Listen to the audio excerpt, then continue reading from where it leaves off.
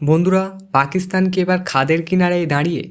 গত শনিবার পাকিস্তানের বালুচরিস্তানে যা ঘটেছে তা শুধু একটি হামলা নয়, এটি ছিল একটি রক্তক্ষয়ী বিদ্রোহ। কোয়েটার থেকে গাদার, মাসটুং থেকে পঞ্চগুর একই সাথে কেঁপে উঠেছে একের পর এক জেলা। কিন্তু আসল নাটক শুরু হলো হামলার পর। নিজের ঘর সামলাতে ব্যর্থ হয়ে পাকিস্তান আবারও পুরানো রেকর্ড বাজানো শুরু করেছে। পাকিস্তানের স্বরাষ্ট্রমন্ত্রী মহসিন নাকভি আঙুল তুললেন সরাসরি ভারতের দিকে। কিন্তু এবার ভারত চুপ থাকেনি। সাউথ ব্লক থেকে এমন এক কড়া জবাব এসেছে যা শুনে ইসলামাবাদের ঘুম উড়ে গেছে। আজকের ভিডিওতে আমরা ইনভেস্টিগেশন করব কেন বালুচরিস্তান জ্বলছে, কেন পাকিস্তান বারবার ভারতের নাম নিচ্ছে, আর পর্দার আড়ালে চলা সেই গেট গেম আসল সত্যিটা কী।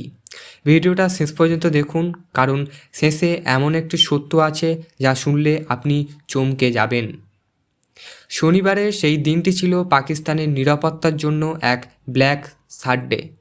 বালুচান লিবারেশন আর্মি বা বিএলের যোদ্ধারা একযোগ আক্রমণ চালায় গাদার এবং কোয়েটারের মতন গুরুত্বপূর্ণ জায়গায়। পাক সেনার দাবি অনুযায়ী তারা 92 জন সন্ত্রাসবাদীকে খতম করেছে। কিন্তু প্রশ্ন হলো, যদি 92 জন মারা যায় তবে হামলা থামছে না কেন? আচ্ছা ভাবুন তো, আপনার বাড়িতে চুরি হয়েছে কারণ আপনি দরজা খোলা রেখেছেন, আর আপনি দোষ দিচ্ছেন পাশের বাড়ির ভদ্রলোককে। পাকিস্তান ঠিক এই কাজটাই করছে। মহসিন নাকভি সাহেব দাবি করেন এই হামলার পেছনে নাকি ভারত পৃষ্ঠপোষকতা আছে। মানে নিজের গোয়েন্দা সংস্থা আইএসআই কী করছিল? তারা কি তখন বিরিয়ানি খেতে ব্যস্ত ছিল? নয়াদিল্লি এবার আর কোনো রাগঢাক রাখেনি। বিদেশ মন্ত্রক থেকে জারি করা বিবৃতিতে স্পষ্ট বলা হয়েছে, পাকিস্তানের এই অভিযোগ সম্পূর্ণ ভিত্তিহীন, অযৌক্তিক এবং কাল্পনিক। ভারত সরাসরি পয়েন্ট আউট করছে যে পাকিস্তান নিজের আভ্যন্তরীণ ব্যর্থতা ঢাকতে চাচ্ছে। আন্তর্জাতিক মহলে সহানুভূতি পাওয়ার জন্য ভারতের নামে মিথ্যাচার করছে। বালুচিস্তানে যে অস্থিরতা তার কারণ ভারতের ইন্ধন নয়, বরং পাকিস্তানের নিজের রাজনৈতিক অবহেলা এবং মানবাধিকার লঙ্ঘন। বন্ধুরা, একটু গভীরভাবে বুঝুন। বালুচরিস্তান পাকিস্তানের মোট ভূখণ্ডের প্রায় 44%, কিন্তু এখানে প্রাকৃতিক সম্পদ যেমন গ্যাস, সোনা, তামা থাকা সত্ত্বেও সেই সম্পদ ভোগ করেন পাঞ্জাব প্রদেশের শাসকরা। বালুচরদের অভিযোগ তাদের সম্পদ লুট করা হয়েছে আর তাদের ওপর চালানো হচ্ছে সেনার দমন নীতি। এখানেই আসে আসল টুইস্ট। বিএলএ কোনো সাধারণ চোর ডাকাতের দল নয়, তারা নিজেদের স্বাধীনতা যোদ্ধা বলে দাবি করে। তাদের লড়াই 1948 সাল থেকে জিহান্না সাহেব যখন জোর করে বালুচরিস্তানকে পাকিস্তানের অন্তর্ভুক্ত করেছিলেন। সেই আগুন আজও জ্বলছে। কিন্তু পাকিস্তান কেন বারবার বলছে যে ভারত তাদের সাহায্য করছে?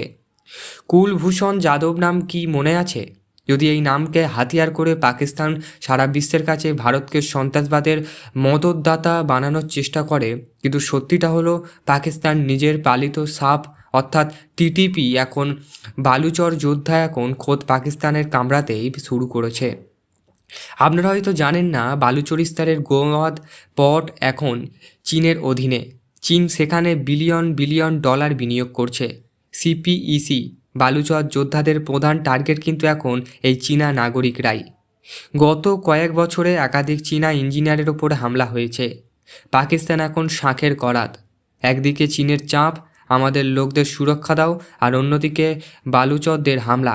এই চাপ পিষ্ট হয়েই তারা ভারতের ওপর দোষ চাপিয়ে দায়মুক্ত হতে চাচ্ছে। বালুচরিস্তানে একটা শব্দ খুব প্রচলিত, এনফোর্স ডিসেপ্রেশন। হাজার হাজার বালুচ ছাত্র, বুদ্ধিজীবী এবং যুবক নিখোঁজ হয়ে যাচ্ছে। অভিযোগ, পাক সেনারা তাদের তুলে নিয়ে গিয়ে টর্চার সেলে বন্দি করে রাখে। এই মানবাধিকার লঙ্ঘনের কারণেই আজ বালুচ মহিলারাও রাজপথে নেমে এসেছেন। ভারত এটাই বিশ্বকে মনে করিয়ে দিচ্ছে যে আগে নিজেদের ঘর সামলান, বালুচরদের ওপর অত্যাচার বন্ধ করুন, তবেই শান্তি আসবে।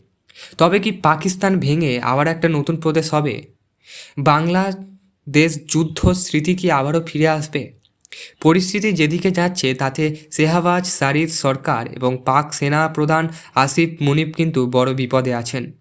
ভারত খুব পরিষ্কার করে জানিয়ে দিয়েছে, মিথ্যা অভিযোগ তুললে সন্ত্রাসবাদের আসল উৎসকে আড়াল করা যাবে না। আপনাদের কি মনে হয়, পাকিস্তানের এই বেহাল দশার জন্য কি সত্যিই ভারত দায়ী, নাকি তাদের নিজেদের কর্মফল? কমেন্ট করে অবশ্যই জানান। আপনাদের মতামত আমাদের জন্য খুবই গুরুত্বপূর্ণ। তো বন্ধু, আজকের এই বিশ্লেষণটি যদি আপনাদের ভালো লেগে থাকে এবং তথ্যপূর্ণ মনে হয়, তবে আমাদের চ্যানেল গ্লো মিশন সাবস্ক্রাইব করতে ভুলবেন না। এই ভিডিওটি শেয়ার করুন এবং তাদের সাথে রাজনীতি এবং আন্তর্জাতিক সম্পর্ক নিয়ে জানতে আগ্রহী ব্যক্তিদের সাথে। আর হ্যাঁ, পাকিস্তান কি সত্যি দেউলিয়া হয়ে যাওয়ার পথে? এই নিয়ে আমাদের পরবর্তী ভিডিও আসছে। দেখতে চাইলে বেল আইকনটি প্রেস করে রাখুন। দেখা হচ্ছে পরের কোনো ভিডিওতে। তার আগে ভালো থাকবেন, সুস্থ থাকবেন, জীবনটাকে সুন্দরভাবে উপভোগ করার চেষ্টা করুন।